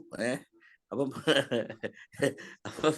ഞങ്ങളുടെയൊക്കെ അനുഭവങ്ങൾ വെക്കുമ്പോഴത്തേക്ക് പിന്നെ ഏകദേശം ഒരുപോലെയൊക്കെ വരും. കാരണം മക്കളും കൊച്ചുമക്കളും ഒക്കെ ആയി.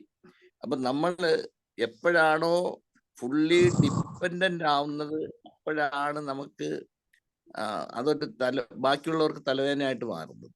ഇപ്പൊ നമ്മള് അപ്രായമായിട്ടിരിക്കുമ്പോൾ കൊച്ചുമക്കൾക്കും അവർക്കൊക്കെ ഇഷ്ടമാണ്. നമ്മളെ പിന്നെ പിടിച്ചോണ്ട് നടക്കേണ്ട ഒരു സ്റ്റേജ് വരുമ്പോഴത്തേക്ക് അതൊരു ബുദ്ധിമുട്ടായിട്ട്, പിന്നെ കുറച്ചുകൂടെ ആയി കഴിയുമ്പോൾ ബുദ്ധിമുട്ടായി.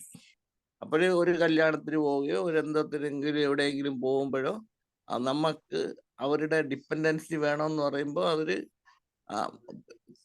ഒരുപക്ഷെ മനസ്സോടെ ആയിരിക്കത്തില്ലെങ്കിലും ചെയ്യും.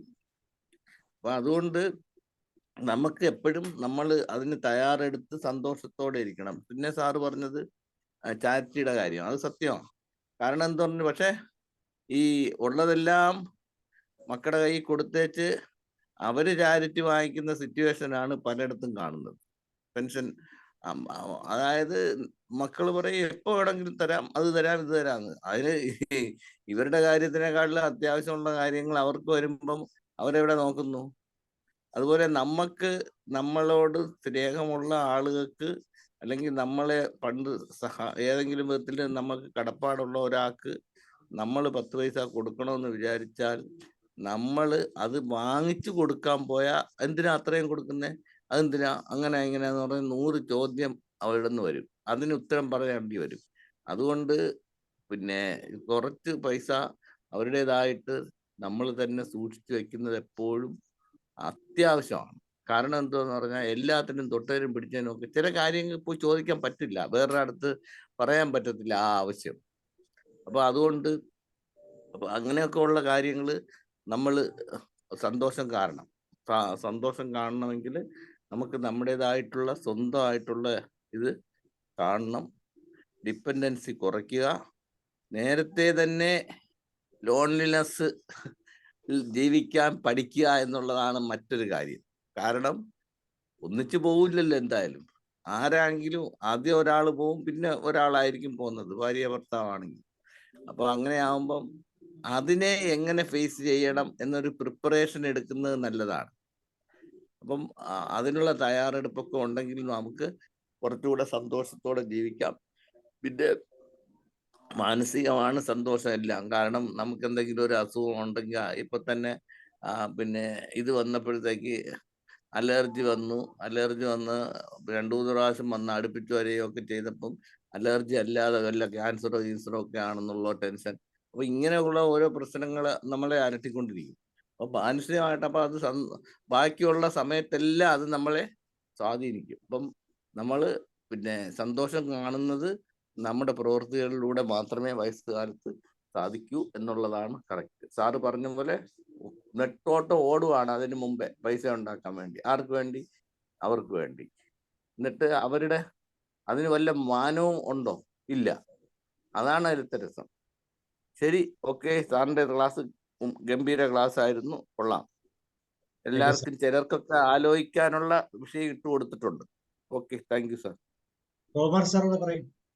നമസ്കാരം. എനിക്ക് പറയാനുള്ളത്, സാറിന്റെ സംസാരം എനിക്ക് സന്തോഷമല്ല തരുന്നത്, എന്നെ പഴയ കാലത്തിലേക്ക് കൊണ്ടുപോയി.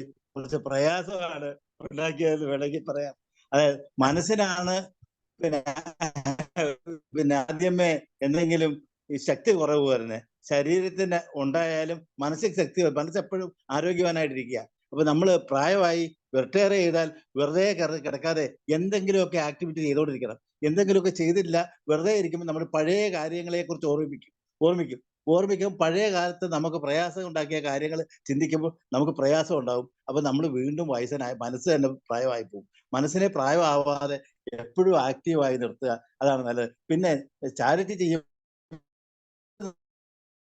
തിരിച്ചു കിട്ടാത്ത രീതിയിൽ, തിരിച്ചു കിട്ടാനും നമ്മൾ ഒരിക്കലും പ്രതീക്ഷിക്കാതെ ചെയ്യാവുന്ന, നമ്മളെ കൊണ്ട് ചെയ്യാനൊക്കെ നമ്മൾ വേറൊരാളുടെ ഡിപ്പെൻഡ് ചെയ്യാതെ, പിന്നെ ആൻസാരി സാർ പറഞ്ഞ പോലെ മറ്റൊരാളുടെ ഡിപ്പെൻഡ് ചെയ്യാതെ നമ്മളെ കൊണ്ട് ചെയ്യാനൊക്കെ നമ്മൾ ചെയ്യുക. മറ്റുള്ളവർക്ക് നമ്മളെ കുറ്റം പറയാനുള്ള അവസ്ഥ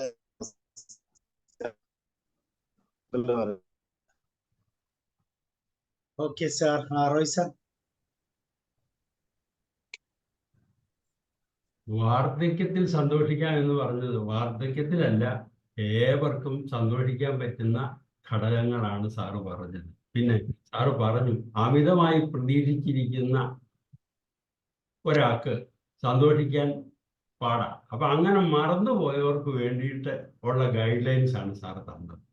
ഓക്കെ, അത് വളരെ നല്ല ഗൈഡ് ലൈൻസ് ആണ്. ഓക്കെ, അപ്പൊ സാറ് പറഞ്ഞതിൽ ചില കാര്യങ്ങൾ വളരെ, ഇപ്പൊ സാർ അൻസാരി പറഞ്ഞു, രണ്ടുപേരുള്ളപ്പോൾ ഒരാള് വിട്ടുപോകുമ്പോൾ അത് ഒന്ന് പ്രിപ്പയർ ചെയ്യണം എന്നൊക്കെ പറയാം. അങ്ങനെയൊക്കെ പ്രിപ്പയർ ചെയ്യാൻ പറ്റും. പക്ഷെ അന്നേരം സാറ് പറഞ്ഞ ഒരു കാര്യം വെക്കുക, പോയത് പോകട്ടെ എന്ന് ധരിക്കുക എന്ന്. ഓക്കെ, പക്ഷെ പോയത് പോയട്ടെ എന്ന് ധരിക്കണമെങ്കിൽ അതിനുള്ള ചില സൂത്രങ്ങളും കൂടെ നമ്മൾ പഠിച്ചു വെച്ചാലേ ഒക്കത്തുള്ളൂ. രണ്ട് വെറുതെ പറഞ്ഞ് നമുക്ക് വയ്ക്കുക. ഓക്കെ, എനിവേ, മാരക രോഗത്തിന് അടിമയായവരെ കാണുക, ചാരിറ്റി ഇത് ചെയ്യുക, അതൊക്കെ സാറ് പറഞ്ഞ വളരെ ഇതാണ്. പിന്നെ അമിതമായ വിശ്വാസവും പ്രതീക്ഷയുമാണ് കൂടുതൽ നമ്മുടെ സന്തോഷം നശിപ്പിക്കുന്നതെന്ന് സാറ് പറഞ്ഞത് വളരെ കറക്റ്റാണ്. ഓക്കെ,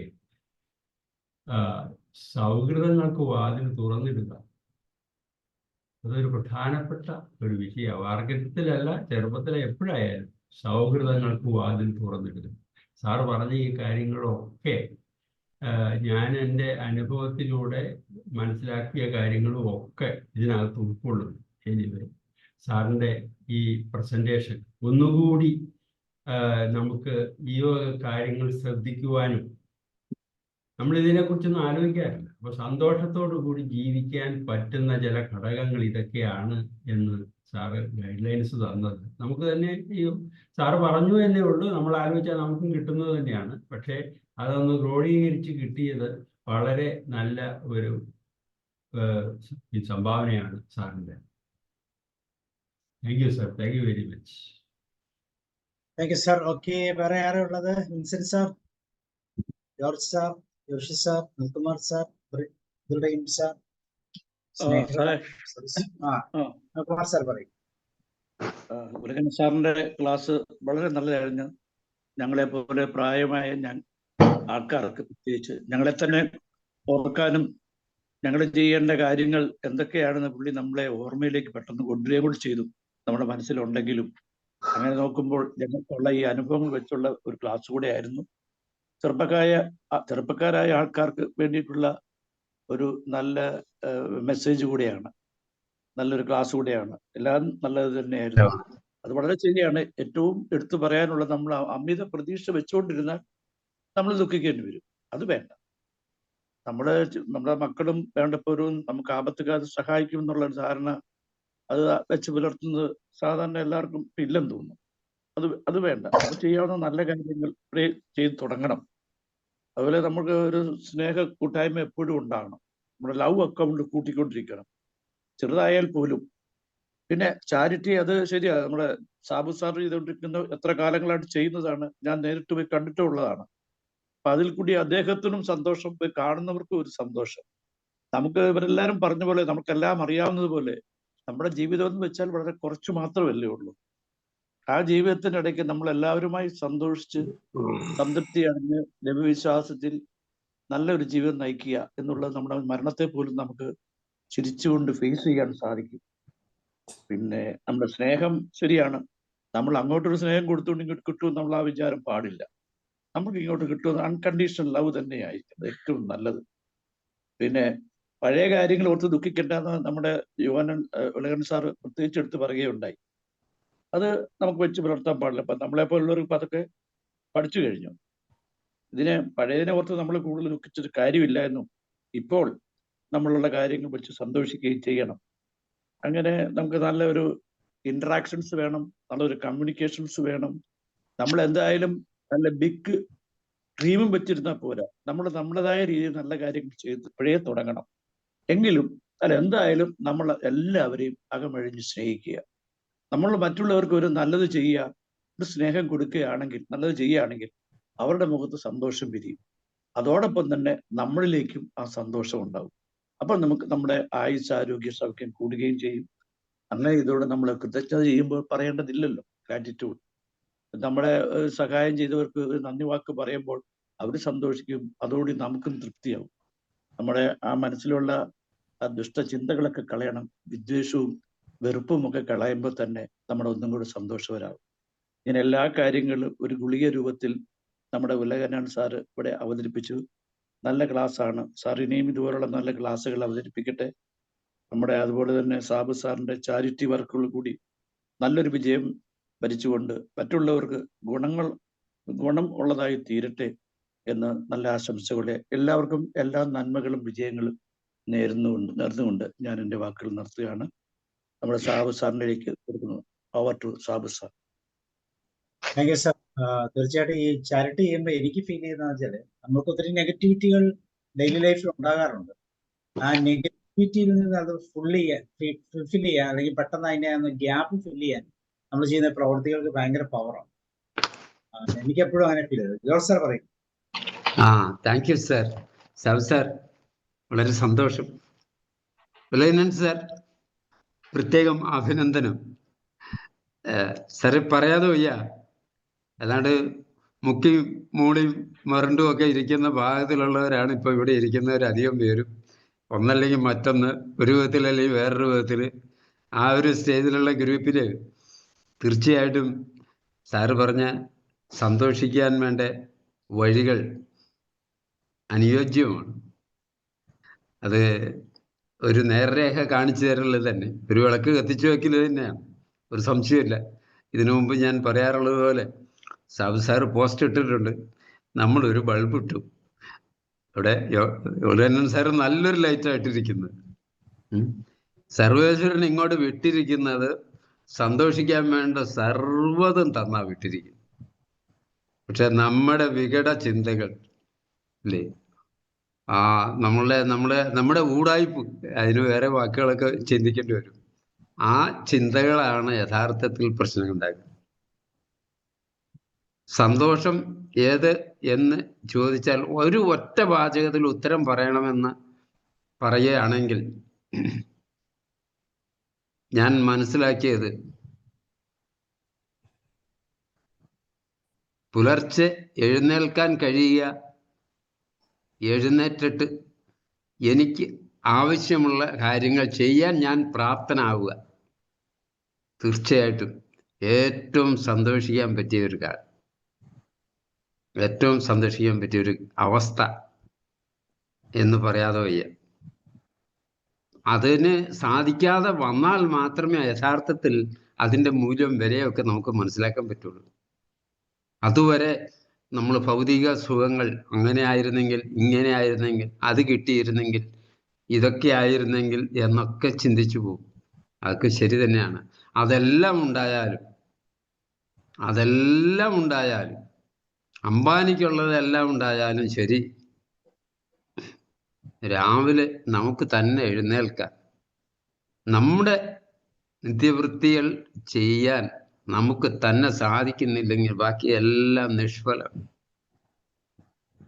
അതുകൊണ്ട് സന്തോഷിക്കുന്ന എങ്ങനെ എന്ന് നമ്മൾ തിരിച്ചറിയാത്തതുകൊണ്ടാണ് സന്തോഷം നമുക്ക് നഷ്ടപ്പെട്ടു പോകുന്നതെന്ന് അനുഭവം കൊണ്ട് തോന്നിപ്പോയി. പിന്നെ പ്രതീക്ഷകളും ആഗ്രഹങ്ങൾ, കൊതി, അതൊക്കെ നിരർത്ഥകമാണ്. ഇപ്പോൾ ജീവിക്കുന്നത് തന്നെ മഹാഭാഗ്യമല്ലേ. ഈ നിമിഷം ജീവനോടെ ഇരിക്കുന്നു, ഞാൻ ജീവിക്കുന്നു എന്ന് ഞാൻ അറിയുന്നു, ഏറ്റവും വലിയ ഭാഗ്യം. ഇന്നലെ വരെ ഉണ്ടായിരുന്നതെല്ലാം ഒഴുകിപ്പോയ വെള്ളം പോലെ. എത്ര ശുദ്ധജലമായിരുന്നെങ്കിലും, എത്ര വസന്തങ്ങളായിരുന്നെങ്കിലും അതെല്ലാം പോയി. അതിനെക്കുറിച്ച് എങ്ങനെ ചിന്തിച്ചാലും അതിന് തിരിച്ചു കിട്ടില്ല. ഓർത്ത് സന്തോഷിക്കാനുള്ളത് സന്തോഷിക്കാൻ കേട്ടോ, ഓർക്കണ്ടെന്നല്ല, പക്ഷെ തിരിച്ചു കിട്ടില്ല.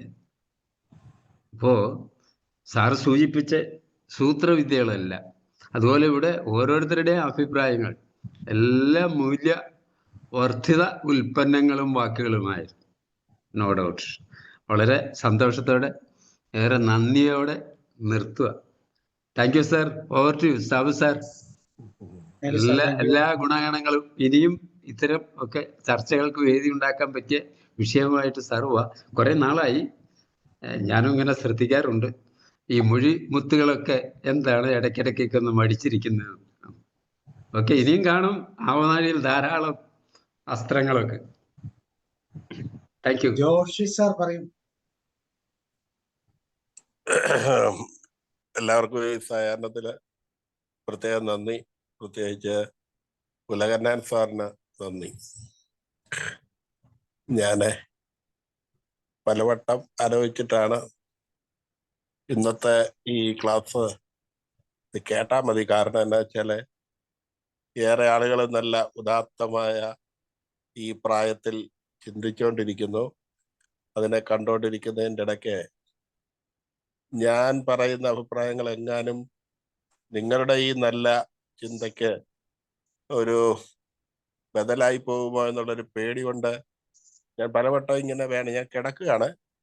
ഏതാണ്ട് ഇന്നത്തെ ദിവസം പൂർണ്ണമായിട്ട് വളരെ കുറച്ച് സമയം ഒഴിച്ച് ബാക്കി മുഴുവൻ നേരവും കിടക്കുന്ന അവസ്ഥയിലാണ്. കിടന്നുകൊണ്ടാണ് ഇപ്പോൾ ഈ പറയുകയും ചെയ്യുന്നത്. അതുകൊണ്ട് എൻ്റെ ഫീലിംഗ് ഇപ്പോൾ മറ്റൊന്നാണ്. അതുകൊണ്ടാണ് ഞാൻ ഈ പുറകോട്ട് പലവട്ടം മാറിയെങ്കിലും സാബു സാർ ആവർത്തിച്ച് പല പ്രാവശ്യം എൻ്റെ പേര് വിളിച്ചത് കൊണ്ടാണ് ഞാൻ പ്രതികരിക്കുന്നത്.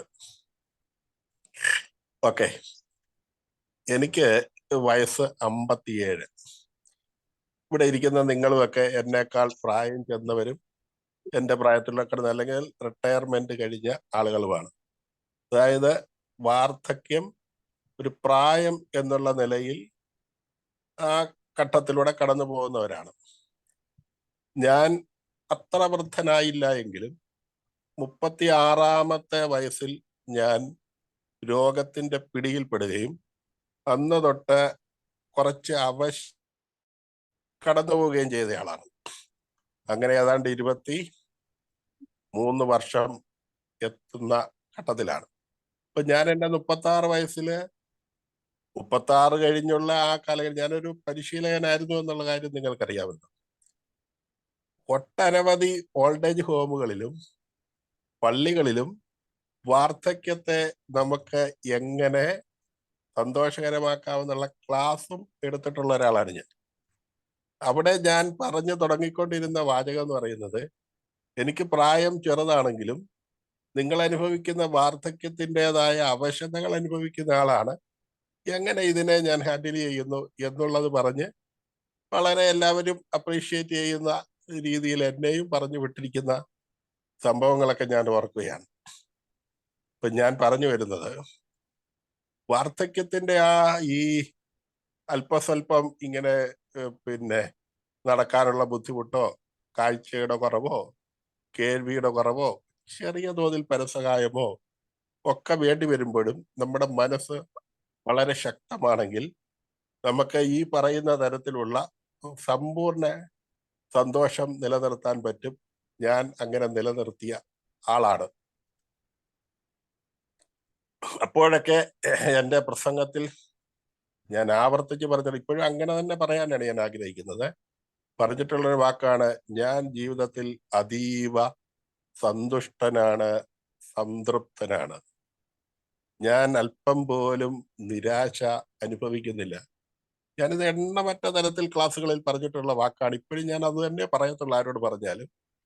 പക്ഷേ ഞാൻ എൻ്റെ ചില യാഥാർത്ഥ്യങ്ങൾ നിങ്ങളുമായിട്ട്, നിങ്ങളെ മടുപ്പിക്കാനോ വിഷമിപ്പിക്കാനോ വേണ്ടി അല്ല പറയുന്നത്. പക്ഷേ ഇപ്പോൾ ഞാൻ കഴിഞ്ഞ 2 വർഷത്തിലധികമായി അനുഭവിക്കുന്നത് ഇതിന്റെ വേറൊരു തലമാണ്. 57 വയസ്സാണെന്ന് ഞാൻ പറഞ്ഞല്ലോ.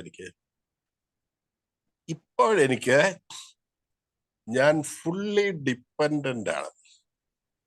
എനിക്ക് എല്ലാ കാര്യത്തിനും സഹായം വേണം. അപ്പോൾ നമ്മൾ രോഗിയാണെങ്കിലും അവശതയുണ്ടെങ്കിലും സ്വന്തം കാര്യങ്ങൾ നിർവഹിക്കുകയും കുറച്ച് മൂവ് ചെയ്യാൻ പറ്റുകയും ഒക്കെ ചെയ്യാമെങ്കിൽ, നമ്മുടെ ആ പറഞ്ഞ തരത്തിലുള്ള മൈൻഡ് നമുക്കുണ്ടെങ്കിൽ 100% ഹാപ്പിനെസ്സിൽ ജീവിക്കാം എന്ന് ഉറപ്പുള്ള ഒരാളാണ് ഞാൻ. പക്ഷേ ഈ കണ്ടീഷൻ വ്യത്യസ്തമാണ്. ഇപ്പോൾ എൻ്റെ മുഖത്തിരിക്കുന്ന ഒരു കൊതുകിനെ അടിച്ച് ഓടിക്കണമെന്നുണ്ടെങ്കിൽ ഞാൻ ഈ കിടക്കുന്ന കിടപ്പിൽ കിടന്നു. ഇവിടെ ഞാനും എൻ്റെ വൈഫിനെ അതീവ സന്തുഷ്ടരാണ്. അതുപോലെ തന്നെ മോനുമാണുള്ളത്. അവൻ ക്ലാസ്സിന് പോവും. പിന്നെ അവൾ മാത്രമാണുള്ളത്. അവൾക്ക് വളരെ LIC ഏജന്റാണ്. എൻ്റെ ഇതുകൊണ്ട് പുറത്തിറങ്ങാൻ പറ്റാതെ 2 കൊല്ലം, ഈ കൊല്ലം ഒരൊറ്റ പോളിസി പോലും ചെയ്തിട്ടുമില്ല.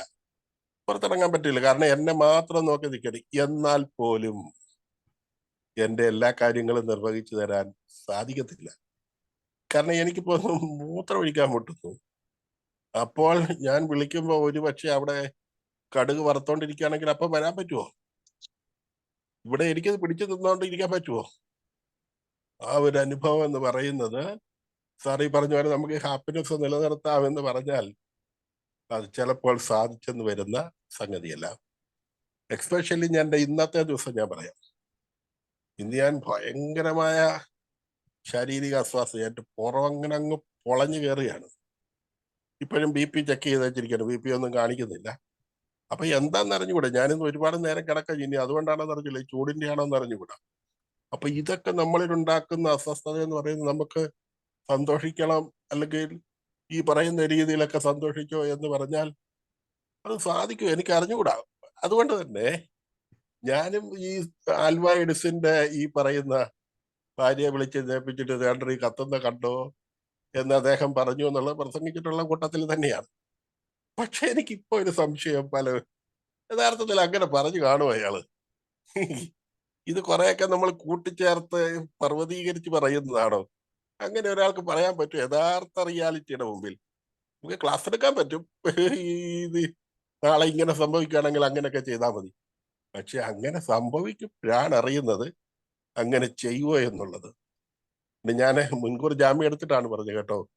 നിങ്ങളിലേക്ക് ആ നല്ല ചിന്തയെ പുറകോട്ടടിക്കാൻ പറഞ്ഞതല്ല. ഒരു നെഗറ്റീവായിട്ട് ഇതിനെ എടുക്കല്ലേ.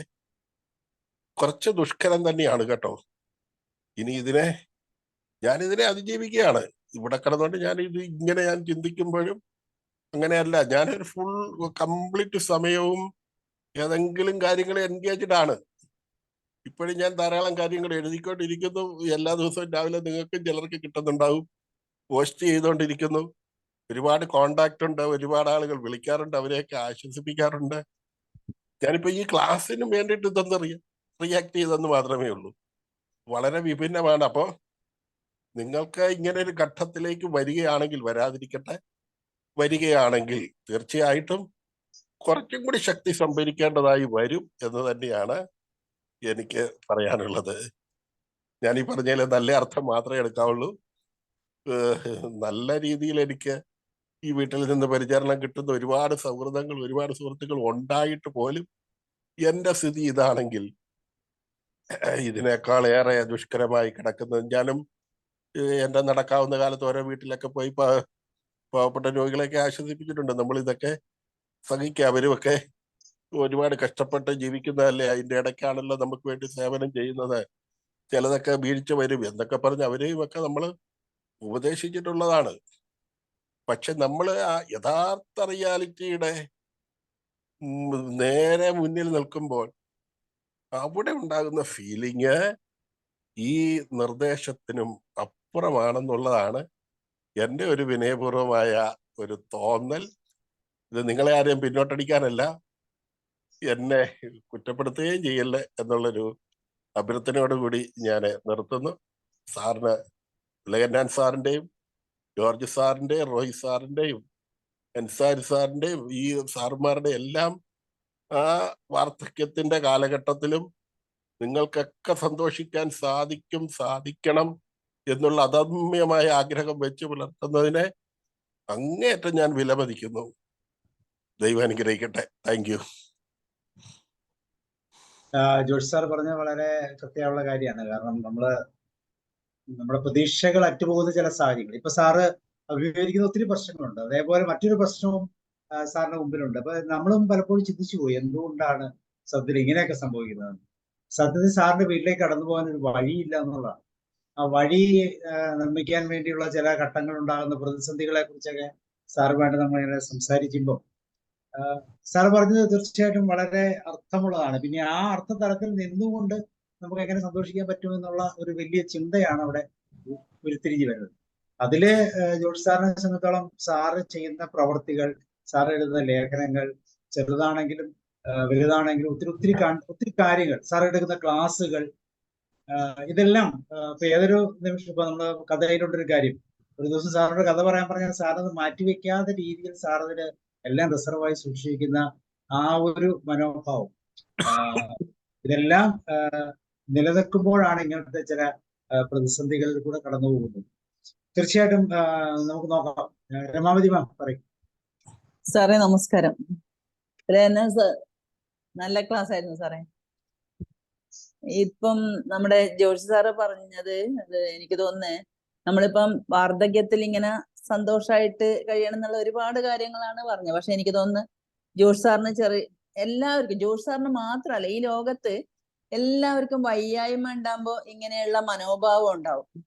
കാരണം അവർക്ക് പിന്നെ വീട്ടിൽ പരിചരിക്കാൻ ആളുണ്ടെങ്കിലും വയ്യാതെ കിടക്കുമ്പോൾ സാറ് പറഞ്ഞ പോലെ അത് സാറ് നെഗറ്റീവായിട്ട് പറഞ്ഞല്ല, സാറിന്റെ ഉള്ളിൽ നിന്ന് വന്ന വികാരങ്ങളാണ്. അപ്പൊ അതുകൊണ്ടാണ് സാർ അങ്ങനെ പറഞ്ഞത്. സാറ് ഇപ്പം സാബു സാർ പറഞ്ഞ പോലെ സാറിന്റെ കഥ പറച്ചിലൊക്കെ എന്തൊരു ഗംഭീരമുള്ള സംഭവങ്ങളാണ്. ഞാൻ ഇങ്ങനെ സാറ് കഥ പറയുന്ന വേറെ തന്നെ ഒരു സ്റ്റൈലാണ്. ഇപ്പൊ സാറ് പറഞ്ഞാല് കുറെ എഴുതും, മുമ്പ് ക്ലാസ് എടുത്തിരുന്നു. അപ്പൊ സാറിന്റെ ക്ലാസ് കേട്ടിട്ടാകുമ്പോ നേരെ പുറകോട്ട് ഇതിലേക്ക് പോയി സാറിന്റെ മനസ്സ്. അത് സാധാരണ സംഭവിക്കുന്നതാണ്. ഇപ്പൊ സാറ് പറഞ്ഞാല് അഭിപ്രായം പറയാനുള്ളത്, അമിതമായിട്ടൊന്നും പ്രതീക്ഷിക്കരുതെന്ന്. തീർച്ചയായിട്ടും നമ്മൾ ഒന്നും പ്രതീക്ഷിക്കാൻ പാടില്ല. നമ്മളിപ്പോ ഒരാൾക്ക് ഉപകാരം ചെയ്യുന്നുണ്ടെങ്കിൽ പോലും, അത് ഇപ്പൊ കടം കൊടുക്കുന്നുണ്ടെങ്കിൽ പോലും, അത് തിരിച്ചു കിട്ടുന്ന പൈസയാണെങ്കിൽ ഒരിക്കലും അത് തിരിച്ചു കിട്ടുമെന്ന് വിചാരിക്കാനേ പാടില്ല. ബൈ ചാൻസ് അത് തിരിച്ചു കിട്ടില്ല നമുക്ക് ഒരു പ്രയാസം ഉണ്ടാവില്ല സാറേ. അതുപോലെ ചാരിറ്റി പറഞ്ഞു. ചാരിറ്റി ഇപ്പൊ ഞാൻ പെൻഷനേഴ്സ് യൂണിയനിലെ അംഗമാണ്. അപ്പം അതിൽ തന്നെ ഒരു നീലേശ്വര യൂണിറ്റിൽ ഒരു ചാരിറ്റി ഉണ്ട്. നമ്മളിപ്പം ക്യാൻസർ രോഗികൾക്ക്, കിടപ്പ് രോഗികൾക്ക്, അങ്ങനെയുള്ളവർക്കൊക്കെ സഹായം കൊടുക്കുന്നത്. ഇപ്പം അടുത്തിടെ കൊടുക്കാൻ പറ്റിയത് നമ്മള് ഒരു അന്തേവാസികൾക്ക് അവിടെ പോയിട്ട് അപ്പൊ അങ്ങനെ എന്താ കൊടുക്കാന്നുള്ള രീതിയിൽ 10-11 വരെയുള്ളു. ഞാൻ പറഞ്ഞു അവർക്ക് ക്വിക്ക് ഡ്രൈ ഷീറ്റ് കൊടുക്കണം നമ്മള്. കാരണം അവര് ബെഡ്ഷീറ്റിന്റെ അടിയിൽ ഇട്ടാല് അത് അറിയാതെ ഇങ്ങനെ ഡ്രൈ ആയിട്ട് പോകും. പിന്നെ അതുപോലെ അവിടെ ഒരു നേരത്തെ ഭക്ഷണം കൊടുത്തിട്ട് നമ്മൾ അവരുടെ കൂടെ ഇരുന്ന് ഭക്ഷണം കഴിച്ചു. അപ്പൊ ചിലവരിങ്ങനെ ആ ഒരു ആരുമില്ല അങ്ങനെയെല്ലാം പറയുമ്പോണ്ടല്ലോ സാറേ, നമ്മൾ കുറച്ചു നേരം എവിടെ എങ്ങനെയുള്ള ഓൾഡ് ഏജ് ഹോമിലെല്ലാം പോയിട്ട് അവരോട് സംസാരിക്കുമ്പോൾ അവരെ പറ്റി പറയുമ്പോഴും നമ്മൾ കേൾവിക്കാരാകുമ്പോഴും അവരുടെ മുഖത്ത് വരുന്ന ആ ഭാവങ്ങള് ഇഷ്ടങ്ങളൊക്കെ നമുക്കത് മനസ്സിലാക്കാൻ പറ്റും. അങ്ങനെയുള്ള ഒരു ഇത് കാര്യങ്ങൾ ചെയ്യുന്നുണ്ട്. സാബു സാറ് പറഞ്ഞ പോലെ തന്നെ നല്ലൊരു അനുഭവമാണത്.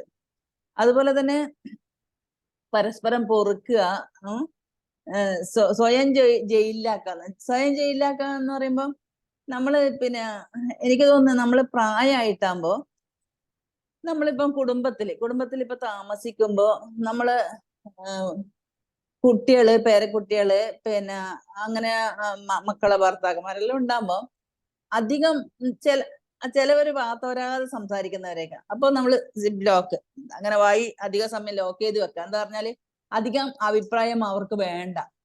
നമ്മളെന്തിനാ മനസ്സിലാതെ ഹാജരാകുന്നത്? അവര് എന്തെങ്കിലും കുടുംബകാര്യം സംസാരിക്കുന്നു, മക്കള് കുടുംബകാര്യം സംസാരിക്കുമ്പോ ചിലവര് കേറി ഇടപെട്ടിട്ട് പറയും, അതങ്ങനെ അല്ല കേട്ടോ, അപ്പൊ അവർക്ക് ഇഷ്ടാവൂല.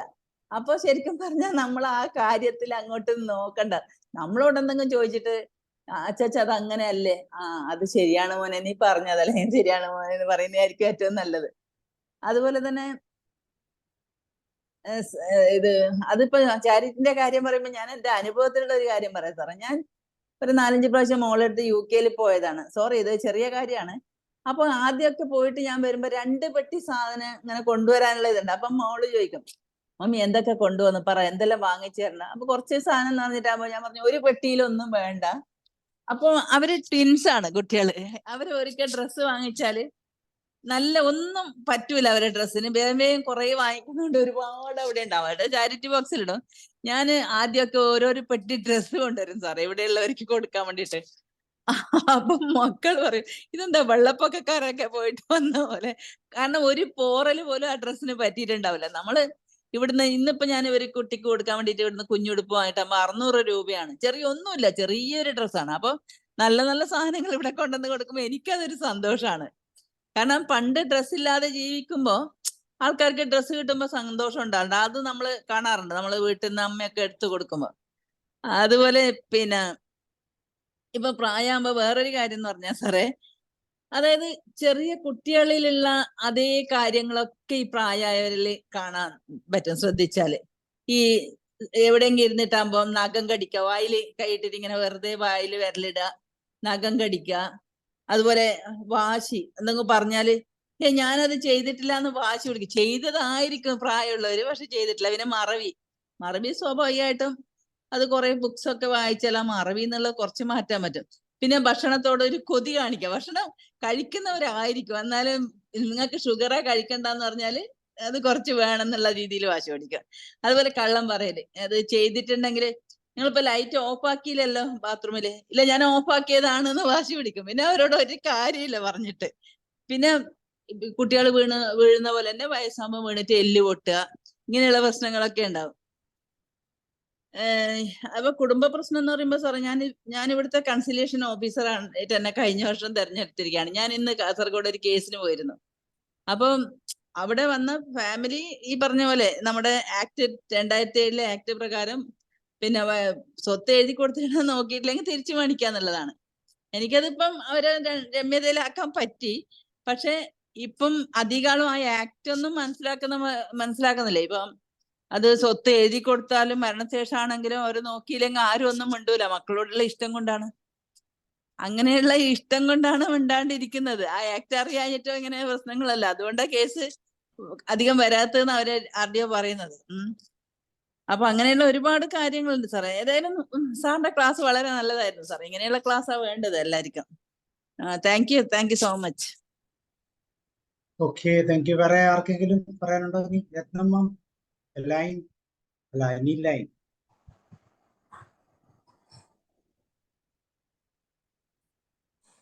സാർ അൺമ്യൂട്ട് ചെയ്യൂ.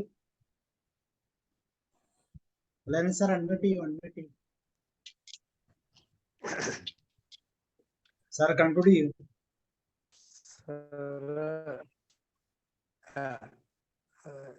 ഞാനിങ്ങനെ ഒരു ക്ലാസ് പ്രസന്റ് ചെയ്യാനുള്ള പ്രധാനപ്പെട്ട കാരണം, ഇന്ന് ഈ പ്രായക്കാർ അനുഭവിക്കുന്ന തീവ്രമായ ഒത്തിരി പ്രശ്നങ്ങളുണ്ട്. പക്ഷെ അത് ആരോടും പറയാൻ പറ്റില്ല. അത് ദുഃഖഭാരമായി ഉള്ളിൽ അടക്കി വെച്ചാൽ അവർ വളരെ പെട്ടെന്ന് തന്നെ മാനസികമായി തകർന്ന് ഞാൻ പറഞ്ഞ ആ ടിക്കറ്റുമായി പോകും. അതിന് പിടിച്ചു നിർത്താൻ അവർക്കൊരു ഡെവലപ്മെന്റ് കിട്ടണമെങ്കിൽ അവർ സന്തോഷം ആസ്വദിച്ചേ പറ്റൂ, അംഗീകാരം മേടിച്ചേ പറ്റൂ. ഇന്നലെ വരെ പ്രതീക്ഷിച്ചവരിൽ നിന്ന് കിട്ടുന്നില്ലെങ്കിൽ നമ്മൾ പുറത്തേക്ക് ഇറങ്ങണം. നമ്മൾ പുറത്തേക്ക് ഇറങ്ങി കിട്ടുന്നവരിൽ നിന്ന് മേടിക്കണം. നമ്മൾ പ്രതീക്ഷിക്കുന്ന പലരും ഉണ്ട്, നമുക്ക് അങ്ങോട്ട് ചെല്ലാൻ പറ്റാത്തതുകൊണ്ടാണ്. അപ്പോൾ അങ്ങനെ ഒരു സിറ്റുവേഷൻ, പലരുടെയും സിറ്റുവേഷൻ മനസ്സിലാക്കിയപ്പോൾ അതിനെ ഒന്ന് ഓർഗനൈസ് ചെയ്തു എന്നുള്ളതാണ് അതിൻ്റെ ശരി. അടുത്ത പ്രധാനപ്പെട്ട കാര്യം ജോഷി സാറ് പറഞ്ഞതിനെ കുറിച്ചാണ്. സാറ് പറഞ്ഞത് 100% ഞാൻ സമ്മതിക്കുകയാണ് ചെയ്യുന്നത്. കയ്യിൽ നിന്ന് പോയി തിരിച്ചു പിടിക്കാൻ കഴിയില്ല എന്ന് മനസ്സിലാക്കി കഴിയുമ്പോൾ പിന്നെ അതിനെ ഓർത്തുകൊണ്ട് എന്താണ് ഫലം എന്ന് മാത്രമാണ് എൻ്റെ ചോദ്യം. സാറ് പറഞ്ഞ ആ ചിന്തകളും വികാരങ്ങളും ഞാൻ പൂർണ്ണമായും മനസ്സിലാക്കുന്നു. അത് ശരിയാണ് എന്ന് തുറന്ന് സമ്മതിക്കുകയും ചെയ്യുന്നു. പക്ഷെ അങ്ങനെ അല്ലാത്ത ആളുകളിൽ പോലും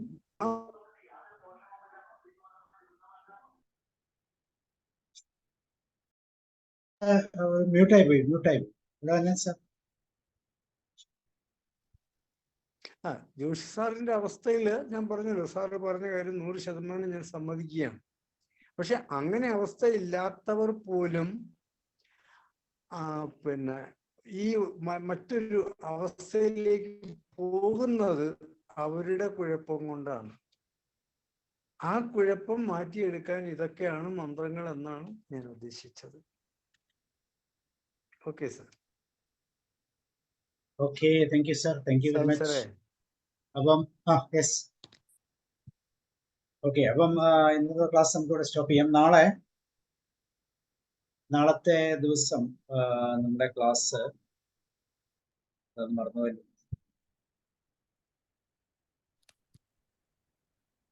യെസ്, ഇളങ്കോ സാറിന്റെ മൈൻഡ്ഫുൾ മെഡിറ്റേഷൻ ആണ് നാളത്തെ ക്ലാസ്. നാളെ നമുക്ക് വീണ്ടും കാണാം. Thank you Lahan and sir, share ചെയ്ത എല്ലാവർക്കും നന്ദി. Thank you. Good night. Good night, sir. Thank you, sir. Good night.